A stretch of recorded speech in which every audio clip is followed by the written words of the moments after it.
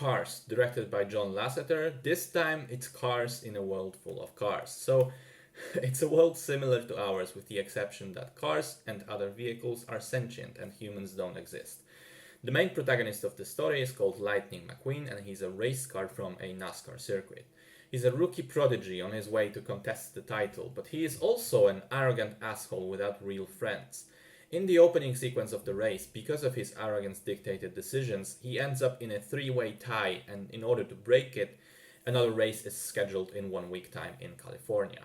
On the way there, in the back of his buddy truck called Mac, McQueen accidentally gets left behind in the middle of nowhere, and he ends up in a backwater town along Route 66 called Radiator Springs.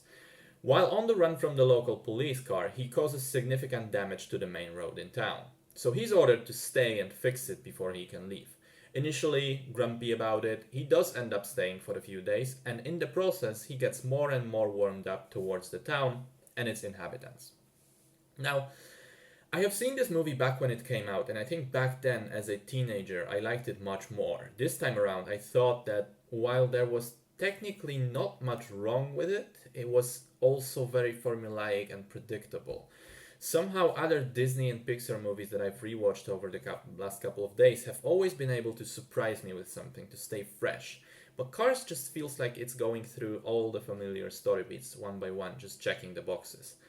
It's like it's like a really good fast food meal. It's tasty, it's alright, but it's not a steak. There are things that are always there with Pixar movies. The protagonist undergoes personal growth, there is a lot of humor, there are a few emotional moments, and the ending has to be heartwarming. And it's all still here. And I think that maybe another reason why the movie didn't resonate as strongly with me is its setting. It's because by its nature, it's very American. The ever presence of cars is much more natural for that country. The NASCAR races are way more popular, and well, Route 66 exists. Because apart from McQueen's personal story, Cars is also a nostalgia piece, a love letter to small town America, to the small towns existing along Route 66, now largely gone because of the interstates.